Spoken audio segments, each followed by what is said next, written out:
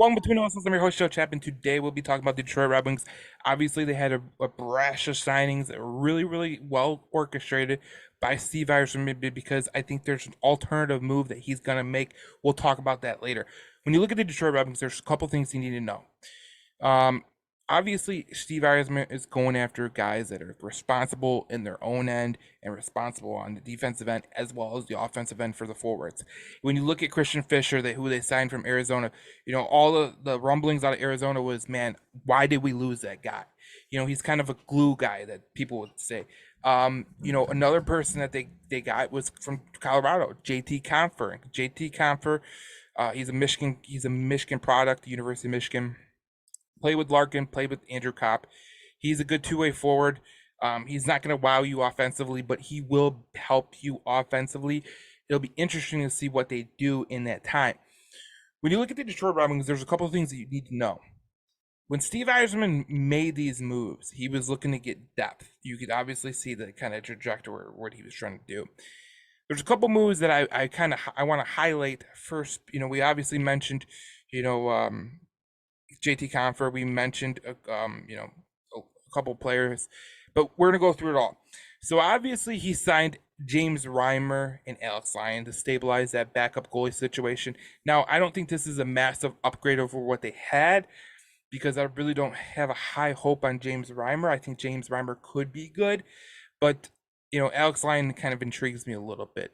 And at the term that he got 950,000 for 2 years, I think it's a pretty good deal. Obviously, James Reimer got the 1.5 mil for 1 year. So, look, you are hoping that you stabilize the back end of your goaltending because if you look at the NHL, no longer are the days that you can have a Martin Brodeur or a Henrik Lundqvist starting 60 to 68 games. It's just not going to happen anymore.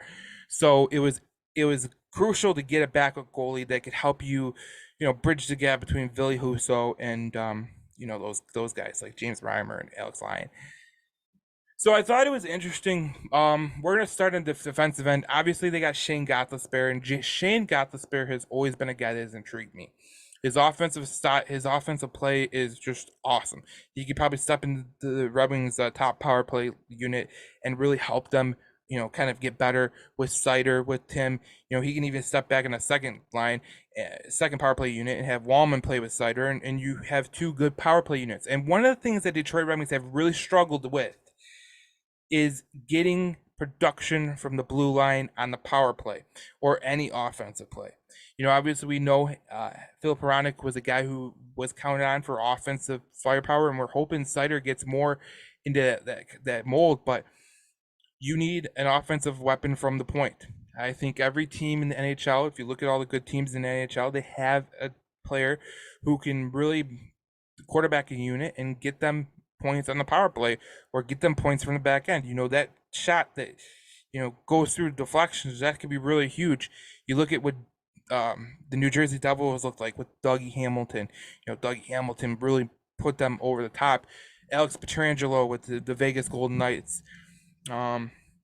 Brendan Montour with the Florida Panthers. Just you go on. If you name the top teams, you look at the defensemen that are on the team, and you go, yeah, they can contribute offensively.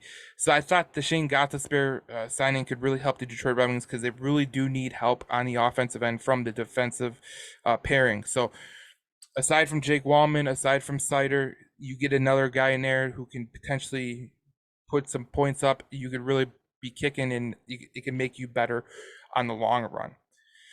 Now, a guy that a lot of people were critical over was Justin Holl.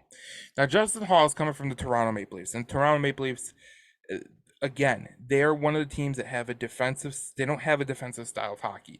They have more of an offensive pace. They're very, very, they want to push the puck up the ice. They want to get things done. And that's what you see with the Toronto Maple Leafs. And that's one of the reasons that Toronto Maple Leafs struggle in the playoffs is because when you are in a place where, the defense is being more, on you, they're not being passive, they're being more aggressive. That's when you see mistakes. And part of me is wondering about Justin Holl because I've heard, Steve Dangle talk about him on his podcast. Heard some of the Wing Wheel podcast guys talk about, what Steve Dangle said to him and whatever. And I've talked to some Toronto Maple Leafs fans too. And one of the things that comes along with Justin Hall is the mistakes that are made. But part of me believes that him being in a more structured system, because I think Detroit is more structured defensively than Toronto. I really do. I think when you look at Toronto, I feel like sometimes they're more about the offensive output than being smart with the puck. And I feel like Justin Hall could be smart with the puck, maybe in the right system, and that's what you're hoping here. Otherwise, it's kind of a questionable move. But I like Justin Hall for I think Justin Hall could be really good for the Detroit Red Wings, but I'm a little bit kind of like I don't really know what he could do. I You always get worried about, the last person that came from Toronto that was a Toronto media whipping boy was Larry Murphy. And that worked out pretty good for the Detroit Red Wings. Now, I am not saying that Justin Hall is Larry Murphy because that would be absolutely phenomenal, but you never know what a change of scenery could do to a player and what kind of system could do to a player. I think that's the major thing when you look at it. I think that's one of the major things is the system. Is the system fit for him? That's what you ultimately look at. I think a lot of players fit in a certain system, and if they can get that system down correct, I think they could be really good players. And you look at Jake Wallman with the way he's played with Detroit compared to St. Louis when he hasn't had that playing time. You kind of see that there's a little bit that was left on the bone in St. Louis, and I really don't think they would give up Jake Wallman if they were given the chance to redo it again. So they signed a couple of forwards. They signed Daniel Sprong, who, look at, I think this might be the most interesting signing of them all. Daniel Sprong played for the Seattle Kraken, and he scored 21 goals and he averaged 11 minutes. And I am very intrigued of what he could do with a bigger playing time. And I think he'll get in Detroit. And listen, if Steve Yzerman hit on this, where this guy could be a potential 30-goal scorer with like 15 minutes, you won. I mean, it's a 1-year deal, so players like Shane Gostisbehere, Daniel Sprong, let's say you're out of it, you can go trade them and get something for them, and you can actually make some of your draft capital back and maybe make a trade later on. But when you look at the Detroit Red Wings, like, they made incremental moves to get better. Christian Fischer, another guy, the two-way defensive forward. He's not going to really wow you with the stats. He's not a great. He's not some great offensive forward, but what he does do is he's a glue guy, and he's a guy that you like to have on your bottom six. And listening to some of the Arizona Coyotes beat writers, they were pretty upset that they lost Christian Fischer to Detroit. And you look at JT Compher, coming from Colorado, obviously they couldn't pay him with their cap situation. He was put in a bigger role with Colorado. He did a pretty good job, and you know what? At that point, you look at it and you go, okay, I really don't like the money. I don't like the term, but I always tell people, when you look at the term and you look at the money, like if you said, let's shorten it up a year, you're probably gonna have to go a million more up the ladder. So I know why Steve Yzerman gave the term, and I think it's kind of brilliant in a way, because when you look at this, it could potentially check out to where, when all your players are ready, these guys are on your bottom six, and that could be really, really beneficial for a Detroit Red Wings Stanley Cup run in the not too far distant future. Now, did the Red Wings get better? And I preface this by saying I think they did. I don't think they got way better. I don't think they got, absolutely much better, but I think they got incrementally better. And there's obviously still time in the offseason to make a move, make a trade, do something like that. Obviously, they need to get goal scoring. And if they got to get Alex DeBrincat, that could be really, really big. And I know a lot of people are going to tell me, he had 27 goals, blah, blah. Listen, 27 goals would have been great on the Detroit Red Wings last year, wouldn't it? If you had 27 goals on the Detroit Red Wings roster last year, that could have really helped you out, when you were getting to the last part of the year in the trade deadline. Maybe Steve Yzerman isn't making that, move to where, no, we're going to be sellers. So that's what you got to put in mind. So obviously there's trade chatter about William Nylander and Alex DeBrincat. I'm not going to get into that, but I am going to say I know a lot of people wanted a star winger. Obviously, if you know me, I've been pushing the whole thing about, Larkin needs a legitimate winger. Now, I think Lucas Raymond is going to develop into a legitimate winger, but in the meantime, he needs some, Larkin needs some help. And I feel like throughout Larkin's time, he hasn't had a legitimate winger. I know people are going to tell me Tyler Bertuzzi, but when Tyler Bertuzzi went to Boston, which I know they were a stacked unit, he was playing on their third and second line. So he's not a first line player. I don't care how you slice it. He wasn't a first line player. He was just, he was a first line player on a bad team in Detroit. And, they really missed him. But look, he couldn't stay healthy and he gambled on himself. And he ended up taking a 1 year deal in Toronto, which was weird because if he would have took a 1 year deal in Detroit, I don't think he would have been gone, or a 1 year deal in Boston, I don't think he would have been left there either. But I don't think he gave them any opportunity to do that. So when we look at Detroit, yeah, they did get better. Did they get much better? No. Did they get better? Um, you know, just a little bit. Yes, they did.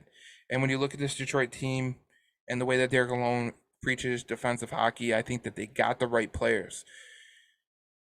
I think it was Saturday, I made a post on Detroit Red Wings News, powered by IQ, and I said, look, a lot of teams are going to go towards the Vegas Golden Knights method. And it was actually used by St. Louis too when they won the cup. But what you're trying to do is get three good pairs of defensive players who are, strong and tough, and you're going to get four lines that could just rotate and rotate, and you're always going to have a chance to get a goal, or they're all going to pitch in offensively. Because when you look at it, like Dylan Larkin would have been a leader in points on the Vegas Golden Knights. So they're obviously not missing anything. They just got a lot of contributions throughout the lineup, and that's what you're hoping that Detroit can do. Because when you look at Detroit, yes, there's a lot of things that we, obviously would love to have a star player. Like you'd love to have a Connor McDavid. You'd love to have Connor Bedard. You'd love to have Austin Matthews. But those guys don't grow on trees, and there's only a few generational players that come into the NHL, and Detroit hasn't had the luck to get those guys. Do you need those guys? No. Do you need guys that fit like a championship identity?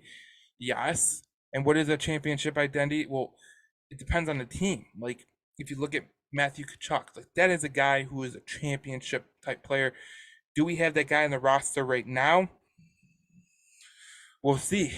That's one of the things I look at when we look at this off season, and obviously there's a lot of time to go. But when you look at this offseason, how much better did they get? I think they got incrementally better just by depth, by the signings that they made depth wise. But when you look at it in totality, like, are they a better team than last year?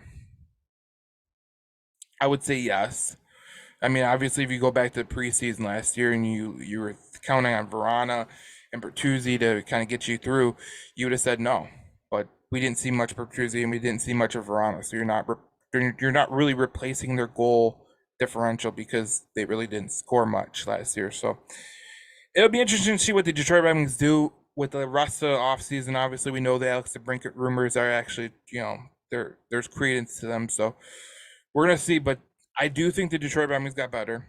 I think they got better in a little way, but I think they have more to do, and I think that it's going to depend on who is going to step up, and can it be Seider, can it be Raymond, and who's going to take that next step up for the Red Wings to get better, because we obviously know that they're 2 to 3 elite players away from becoming a really, really good team, and maybe 1 to 2 from being a good team. So who can those guys be? Is it the guy that's on the roster? Is it a guy that they're going to be trading for? You never know, but it'll be interesting to see what Stevie Y does with the rest of the offseason. So in the next video, which we're going to be talking about today, is going to be the prospect review. We're going to go over that. I thought it was very interesting. I got some thoughts that I want to kind of throw down to Detroit Red Wings fans, and I think that they'll really like what I have to say. So we'll get to that next. And if you're on the YouTube, obviously go and it'll probably be on our YouTube page. So go watch it, and we'll see you in the next video.